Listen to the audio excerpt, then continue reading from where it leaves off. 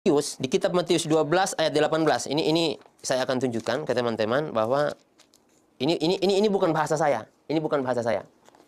Ini jelas sangat tertulis di sini, Yesus hamba Tuhan. Ini sangat jelas nih, bisa di zoom. Ini nih. Ini jelas-jelas tertulis Yesus hamba Tuhan. Sehingga pada ayat 18 dijelaskan, lihatlah itu hambaku yang kupilih, yang kukasihi. Ini kata Tuhan ini. Yesus itu hamba, bukan Tuhan. Ini kata Tuhan ini.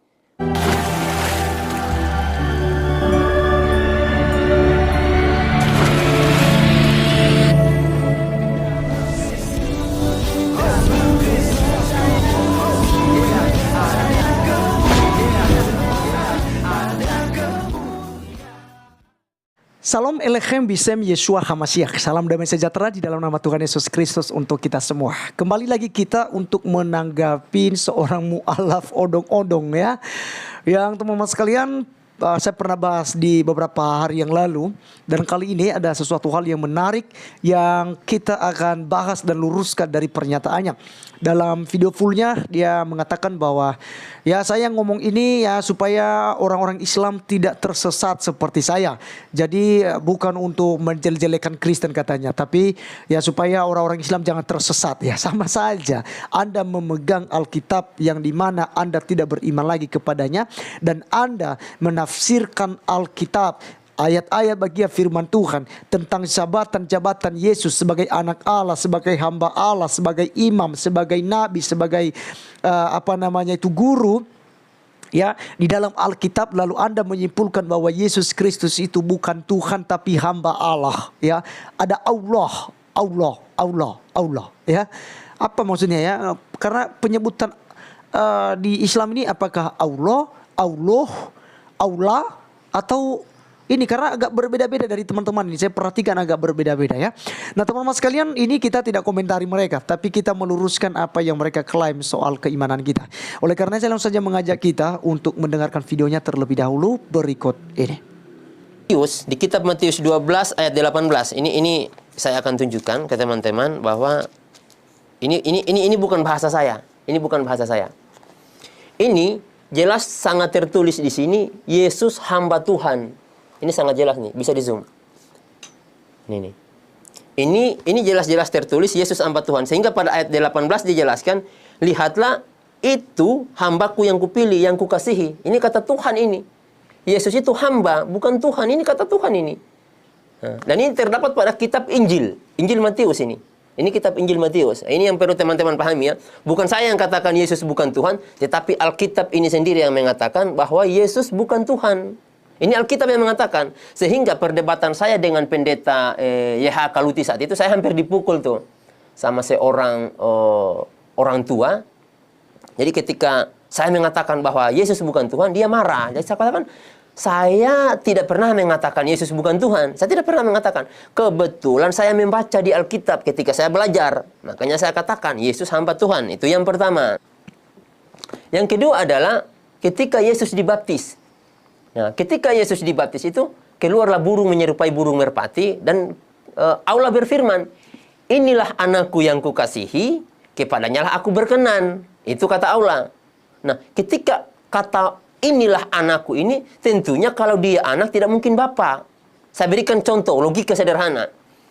Ketika disebut dia presiden atau Soeharto misalnya, Tommy itu tidak bisa disebut presiden. Dia tetap disebut anak. Yang artinya ketika Tuhan menyebut dia anak atau hamba, tidak bisa seorang hamba itu menjadi Tuhan atau seorang anak itu menjadi Tuhan. Seperti itu logika sederhananya. Oke, teman-teman sekalian, itu yang kita sudah dengarkan dari si mu'alaf ini. Dan kita langsung saja untuk meluruskannya ya. Jadi dia mengutip kitab Matius pasalnya yang ke-12 ayat 18 dengan perikop Yesus hamba Tuhan. Katanya bukan aku yang ngomong tapi Alkitab yang ngomong. Ya. Sebenarnya teman-teman sekalian, ini tidak membuktikan sama sekali bahwa Yesus Kristus itu bukan Tuhan hanya gara-gara kitab Matius menuliskan bahwa Yesus itu sebagai hamba Tuhan. Karena Yesus itu, kalau kita melihat dalam kitab Matius, dia disebut sebagai hamba Tuhan. Kemudian Yesus disebut sebagai Mesias. Yesus disebut sebagai anak Allah. Yesus disebut oleh kitab Markus, ya Injil Markus, itu anak manusia. Ya. Dan Injil-injil yang lain ya, seperti Lukas dan Yohanes ya, itu menggabungkan ya. Tapi posisi Yesus di kitab Matius ini disebutkan sebagai Mesias anak Allah. Nah, jadi teman-teman sekalian, ini tidak mengurangi ya keyakinan kita bahwa Yesus itu bukan Tuhan. Ya. Karena kita tidak bisa berpatokan dengan hal ini. Karena di bagian-bagian firman Tuhan yang lain atau kitab Injil yang lain itu menerangkan bahwa Yesus Kristus itu adalah Tuhan, Guru dan Tuhan. Ya. Jadi jangan Anda berpatokan dengan satu perikop ini atau satu bagian firman Tuhan ini. Apalagi Anda mengutip ayat yang ke-18. Lihatlah itu hambaku yang kupilih, yang kukasihi, yang kepadanya jiwaku berkenan. Aku akan menaruh rohku ke atasnya dan ia akan memaklumkan hukum kepada bangsa-bangsa. Dan perhatikan di sini teman-teman sekalian ya, tulisan-tulisannya. Jiwaku itu ku besar yang menunjukkan pada diri Allah itu sendiri. Kemudian kepadanya itu pakainya besar ya, N besar juga yang menunjukkan pada diri Allah sendiri. Aku dan juga rohku, ku di situ juga tuh menggunakan huruf kapital yang menunjukkan pada diri Allah itu sendiri. Jadi ini satu kesatuan teman-teman sekalian, bahwa kepadanya jiwaku berkenan, aku akan menaruh rohku ke atasnya. Jadi pakainya lagi besar situ. Pakai aku juga pun A besar. Rohku juga pun pakai ku besar. Kemudian ke atasnya pakai N besar. Jadi ini menuju kepada pribadi Allah yang Tritunggal, Bapa, Putra dan Roh Kudus. Sebab mereka satu kesatuan yang tidak bisa dipisahkan. Bapa itu adalah Tuhan dan Yesus Kristus Sang Firman itu adalah Tuhan dan Roh Kudus itu adalah Tuhan. Jadi teman-teman saya tidak ada masalah di sini, ya. Dan contohnya kalau misalnya kita beralih kepada Injil Yohanes ya, pasal 13 ayat 13. Jadi di sini kita bisa menemukan tentang pengakuan Yesus sebagai Tuhan. Misalnya, kamu menyebut aku guru dan Tuhan dan katamu itu tepat sebab memang akulah guru dan Tuhan. Ini pernyataan Yesus dan Yesus tidak pernah menolak dia dipanggil Tuhan. Kalau misalnya umat Islam berkatakan, tunjukkan ayatnya seperti yang polemikus ya. Tunjukkan kepada saya satu ayat saja maka saya akan masuk Kristen. Tunjukkan sama saya satu ayat saja saya akan kembali kepada Kristen. Ini bahasa para mu'alaf. Di mana ayatnya Yesus mengaku sebagai Tuhan. Akulah Tuhan, sembahlah aku. Tunjukkan ayatnya maka aku akan masuk ke agama Kristen katanya. Nah sekarang saya akan balik bagi anda semua. Tunjukkan juga kepada saya maka saya akan meninggalkan Yesus dan akan meninggalkan kekristenan. Tunjukkan kepada saya satu ayat daripada bagian firman Tuhan yang ada dalam Alkitab bahwa Yesus Kristus menolak bahwa dia bukan Tuhan. Ayatnya, aku bukan Tuhan, jangan sembah aku. Kalau Anda bisa menunjukkan satu ayat itu bagi saya akan tinggalkan kekristenan dan saya sih gak akan masuk Islam, sorry ya. Saya tidak akan masuk Islam. Tapi yang jelas saya akan tinggalkan kekristenan dan saya akan tinggalkan Yesus. Ya, jika ada ayatnya bahwa Yesus mengatakan aku bukan Tuhan, jangan sembah aku. Ya. Jadi teman-teman sekalian di situ tidak ada masalah ya kalau Yesus disebut sebagai hamba. Bahkan bukan hanya itu, yang lebih hinanya Yesus itu disebut sebagai anak domba Allah. Yohanes Pembaptis katakan inilah dia anak domba Allah. Ya, membuka kasutnya saja aku tidak layak. Ya.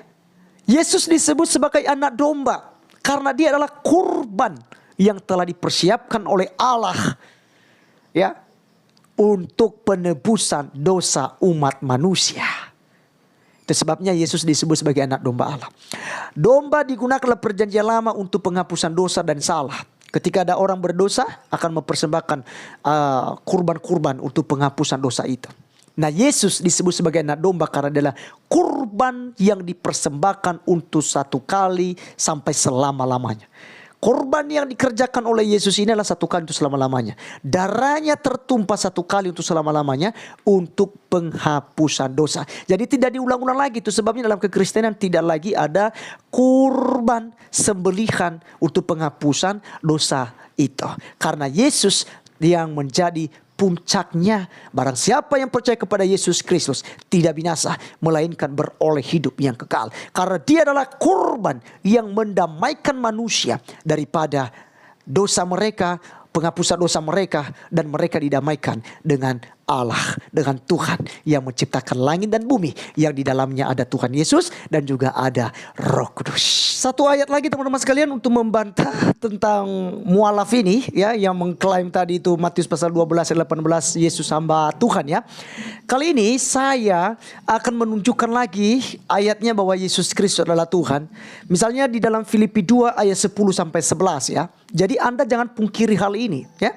Supaya dalam nama Yesus bertekuk lutut segala yang ada di langit dan yang ada di atas bumi dan yang ada di bawah bumi. Dan segala lidah mengaku Yesus Kristus adalah Tuhan bagi kemuliaan Allah Bapa. Jadi teman-teman sekalian jelas ya. Yesus Kristus adalah Tuhan.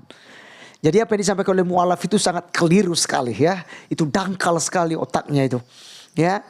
Dan kita lanjutkan dengan pernyataannya. Katanya ketika Yesus dibaptis itu ada suara ya. Itu di dalam Matius pasal 3 teman-teman sekalian.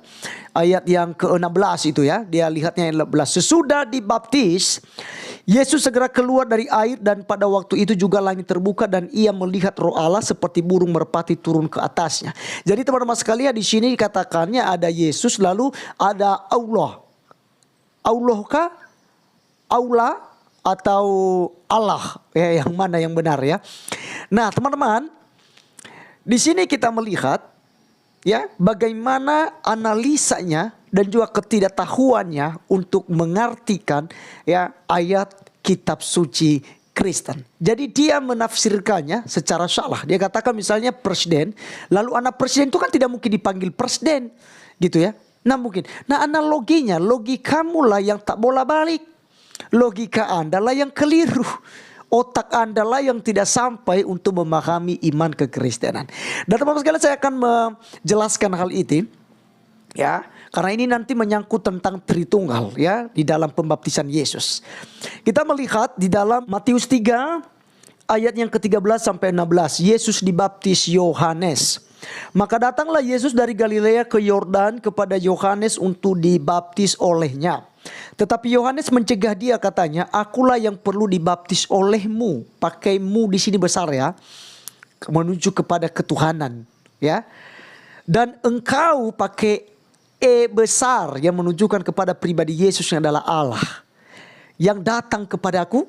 Lalu Yesus menjawab, katanya kepadanya, biarlah hal itu terjadi karena demikianlah sepatutnya kita menggenapi seluruh kehendak Allah. Ya, karena Yesus ngomong dalam keadaannya sebagai manusia, sama seperti saya dan teman-teman sekalian. Dan Yohanes pun menurutinya. Perhatikannya di sini N besar, huruf kapital yang menuju kepada Tuhan. Ya, jadi itu cara baca Alkitab, harus perhatikan itu. Ayat 16. Sesudah dibaptis, Yesus segera keluar dari air dan pada waktu itu juga langit terbuka dan ia melihat Roh Allah seperti burung merpati turun ke atasnya. Ayat 17. Lalu terdengarlah suara dari sorga yang mengatakan, inilah anakku yang kukasihi, kepadanya lah aku berkenan. Perhatikan teman-teman sekalian. Ini tidak membatalkan tentang ketuhanan Yesus Kristus. Dan ini tidak membatalkan bahwa Yesus Kristus adalah anak tunggal Allah, anak tunggal Bapa Yahweh. Dan ini tidak mengurangi tentang iman kekristenan. Justru dalam ayat pembaptisan Yesus ini teman-teman sekalian, pembaptisan dalam memasuki tahap penderitaannya sebagai korban penebusan salah, penebusan dosa, dan kurban pendamaian bagi seluruh umat manusia yang mau percaya kepadanya. Dan teman-teman sekalian, kalau kita melihat di sini justru menjelaskan tentang ketuhanan Yesus, bahwa Yesus Kristus adalah pribadi kedua daripada Allah Bapa. Perhatikan di sini, sesudah dibaptis Yesus, firman, ya, segera keluar dari air. Ini ada Yesus nih, pribadi Yesus. Dan pada waktu itu juga langit terbuka dan melihat Roh Allah, Roh Kudus teman-teman sekalian. Jadi ada dua pribadi, ada Yesus, ada Roh Kudus. Dan pribadi yang ketiganya adalah suara, ya, Terdengarlah suara dari sorga yang mengatakan, yang berbicara ini adalah Bapa di sorga. Ya, Bapa yang berbicara, pribadi pertama. Pribadi pertama adalah Bapa Yahweh, pribadi kedua adalah firman yaitu Yeshua HaMashiach, Yesus Kristus, dan pribadi ketiga adalah Roh Kudus. Dia katakan, inilah anakku. Ini pribadi pertama yang mengutus Yesus. Dia ngomong dari sorga, dia katakan inilah anakku yang kukasihi. Jangan lagi Anda pelintir dengan berkata, berarti Allah beranak, Allah beristri, Allah diperanakan. Tidaklah demikian. Karena jawabannya kan bilang anak tangga, tidak mungkin tangga beranak dan beristri toh. Anak kunci, tidak mungkin kunci punya istri punya anak toh. Ya, itu adalah bahasa kita. Dan apa yang disebut sebagai anak Allah karena Yesus Kristus berasal daripada Allah itu sendiri. Yesus disebut dalam kitab Markus sebagai anak manusia karena Yesus Kristus dilahirkan oleh manusia yaitu Bunda Maria. Catat itu baik-baik. Mualaf, catat itu baik-baik. Ya, jadi teman-teman sekalian, suara dari surga itu adalah pribadi Bapa. Jadi di sini menerangkan kepada kita bahwa ada 3 pribadi dalam satu hakikat ketuhanan yang esa. Yaitu pribadi Bapa yang bersuara dari sorga. Kedua, Roh Allah seperti burung merpati. Dan firman yang dibaptis yaitu Yesus Kristus. Yesus dibaptis bukan karena Yesus berdosa. Baptisan Yesus adalah baptisan dalam penderitaan untuk memulai pekerjaannya dalam karya penebusan hingga nantinya mati di atas kayu salib. Jadi teman-teman sekalian, itulah jawaban kita. Kiranya apa yang saya jelaskan boleh memberkati teman-teman, mudah dipahami, mudah dimengerti, dan memperkuatkan, ya, memperkuat iman saudara-saudari semua.